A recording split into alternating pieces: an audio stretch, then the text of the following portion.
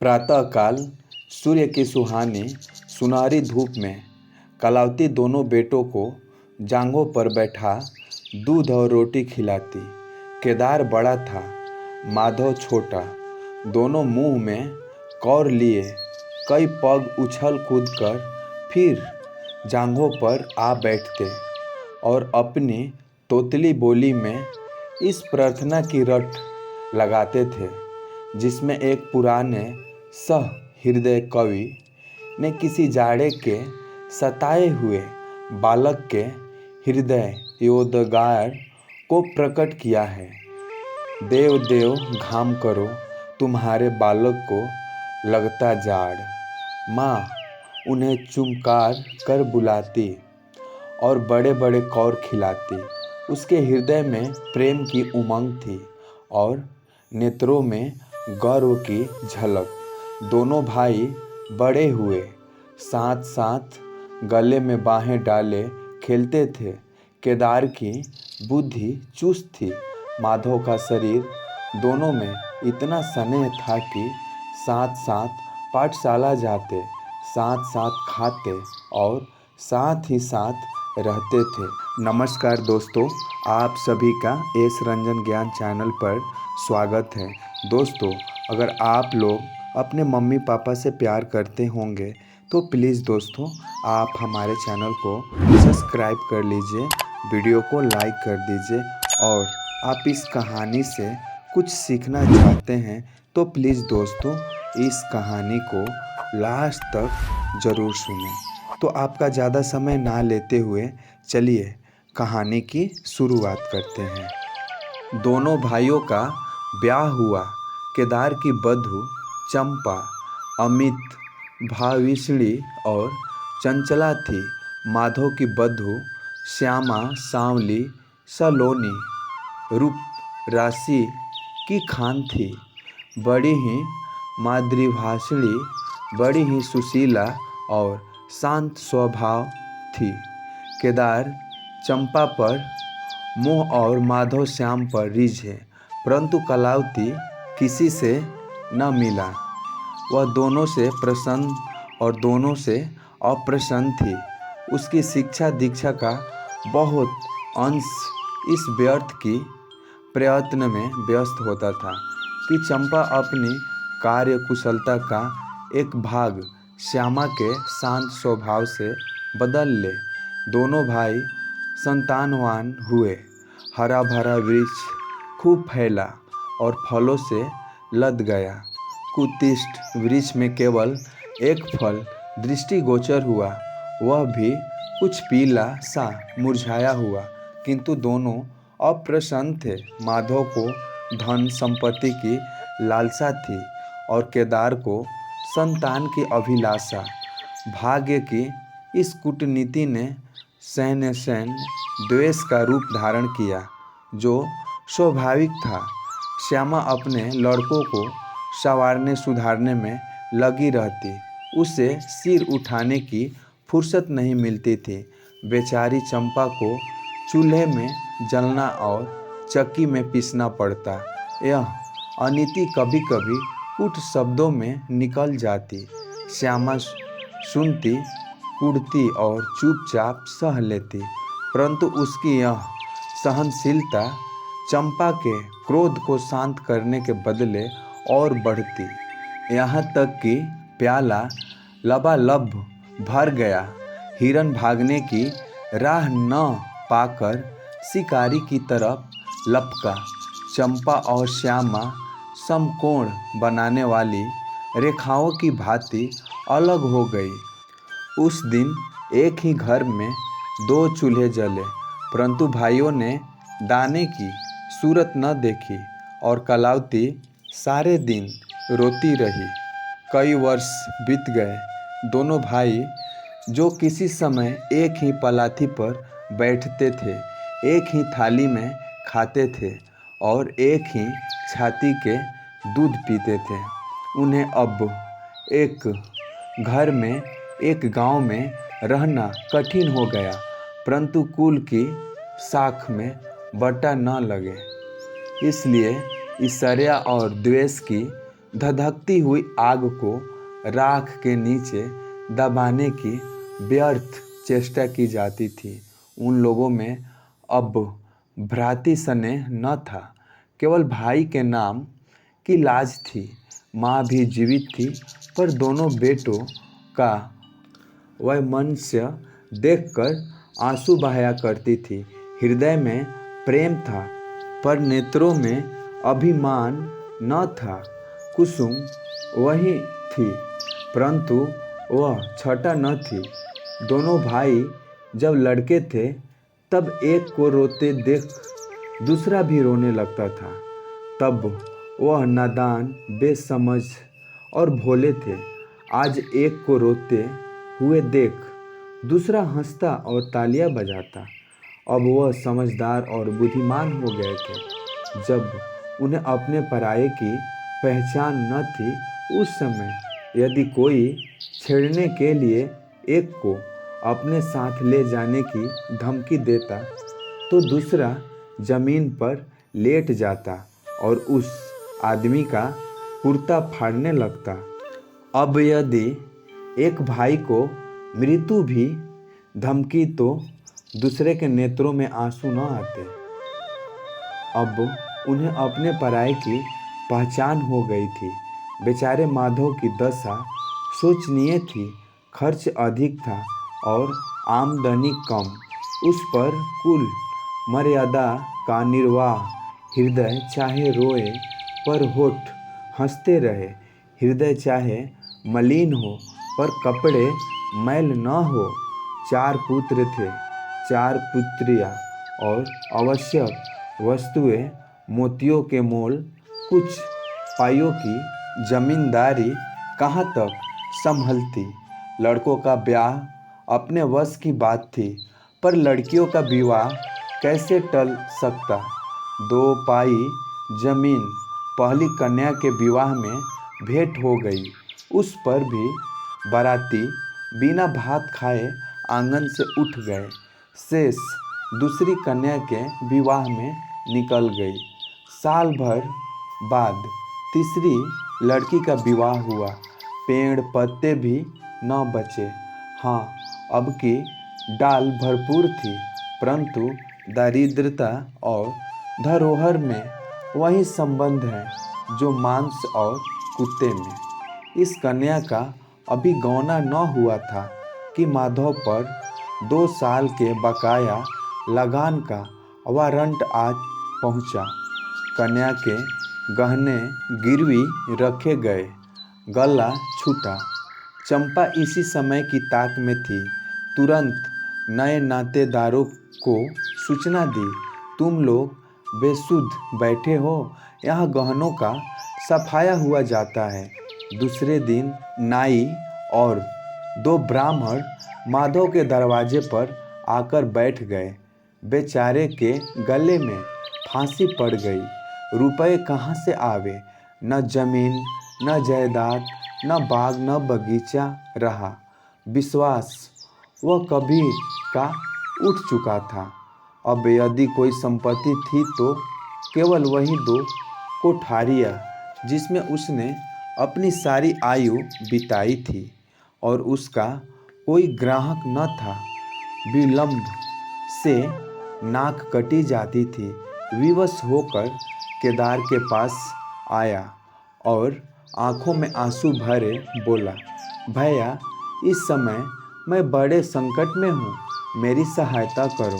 केदार ने उत्तर दिया, मधु, आजकल मैं भी तंग हो रहा हूँ, तुमसे सच कहता हूँ। चंपा अधिकार पूर्वक स्वर से बोली, अरे तो क्या, इनके लिए भी तंग हो रहे हैं। अलग भोजन करने से क्या इज्जत अलग हो जाएगी। केदार ने स्त्री की ओर कनखियों से ताक कर कहा, नहीं नहीं, मेरा यह प्रयोजन नहीं था। हाथ तंग है तो क्या, कोई न कोई प्रबंध किया ही जाएगा। चंपा ने माधव से पूछा, 5-20 से कुछ ऊपर ही पर गहने रखे थे ना। माधव ने उत्तर दिया, हाँ, ब्याज सहित कोई 125 रुपये होते हैं। केदार रामायण पढ़ रहे थे, फिर पढ़ने में लग गए। चंपा ने तत्व की बातचीत शुरू की। रुपया बहुत है हमारे पास, होता तो कोई बात न थी, परंतु हमें भी दूसरे से दिलाना पड़ेगा और महाजन बिना कुछ लिखाए पढ़ाए रुपया देते नहीं। माधव ने सोचा, यदि मेरे पास कुछ लिखाने पढ़ाने को होता तो क्या और महाजन मर गए थे? तुम्हारे दरवाजा आता क्यों? बोला, लिखने पढ़ने को मेरे पास ही है क्या? जो कुछ जगह जायदाद है वह यही घर है। केदार और चंपा ने एक दूसरे को मर्म भेदी नैनों से देखा और मन ही मन कहा, क्या आज सचमुच जीवन की प्यारी अभिलाषाएं पूरी होगी? परंतु हृदय की यह उमंग मुंह तक आते आते गंभीर रूप धारण कर गया।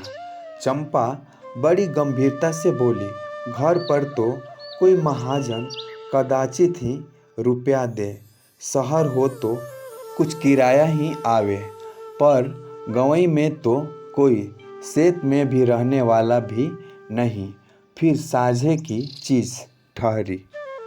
केदार डरे कि कहीं चंपा की कठोरता से खेल बिगड़ न जाए। बोले, एक महाजन से मेरी जान पहचान है, वह कदाचित कहने सुनने में आ जाए। चंपा ने गर्दन हिलाकर इस युक्ति की सराहना की और बोली, पर 2-3 20 से अधिक मिलना कठिन है। केदार ने जान पर खेलकर कहा, अरे बहुत दबाने पर 4-20 हो जाएंगे और क्या? अब की चंपा ने तीव्र दृष्टि से केदार को देखा और अनमनी सी होकर बोली, महाजन ऐसे अंधे नहीं होते। माधव अपने भाई भव की इस गुप्त रहस्य को कुछ कुछ समझता था। वह चकित था कि इन्हें इतनी बुद्धि कहाँ से मिल गई। बोला, और रुपए कहाँ से आवेंगे?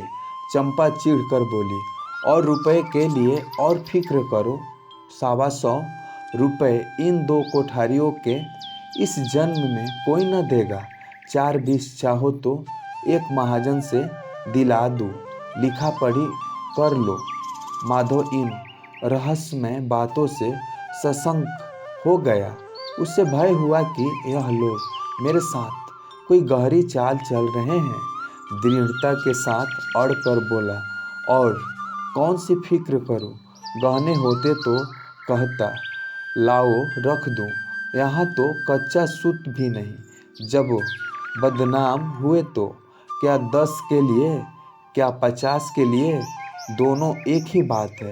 यदि घर बेचकर मेरा नाम रह जाए तो यहाँ तक तो स्वीकार है, परंतु घर भी बेचूं और उस पर भी प्रतिष्ठा धूल में मिले, ऐसा मैं न करूँगा। केवल नाम का ध्यान है। नहीं, एक बार नहीं कर जाऊँ तो मेरा कोई क्या करेगा? और सच पूछो तो मुझे अपने नाम की कोई चिंता नहीं है। मुझे कौन जानता है, संसार तो भाया को हंसेगा। केदार का मुंह सूख गया। चंपा भी चकरा गई। वह बड़ी चतुर वाक्य निपुण रमणी थी। उसे माधव जैसे गंवार से ऐसी दृढ़ता की आशा न थी। उसकी ओर आदर से देखकर बोली, लालू, कभी कभी तुम भी लड़कों की सी बातें करते हो। भला इस झोपड़ी पर कौन 100 रुपये निकाल कर देगा? तुम 125 के बदले 100 ही दिलाओ। मैं आज ही अपना हिस्सा बेचती हूँ। उतना ही मेरा भी तो है। घर पर तो तुमको वहीं 4-20 मिलेंगे। हाँ, और रुपयों का प्रबंध हम आप कर देंगे। इज्जत हमारी तुम्हारी एक ही है, वह न जाने पाएंगे। वह रुपया अलग खाते में चढ़ा लिया जाएगा। माधव की इच्छाएं पूरी हुई। उसने मैदान मार लिया। सोचने लगा, मुझे तो रुपयों से काम है, चाहे 1 नहीं 10 खाते में चढ़ा लो। रहा मकान, वह जीते जी नहीं छोड़ेंगे। प्रसन्न होकर चला। उसके जाने के बाद केदार और चंपा ने कपट शेष त्याग दिया और बड़ी देर तक एक दूसरे को इस कड़े सौदे का दोषी सिद्ध करने की चेष्टा करते रहे।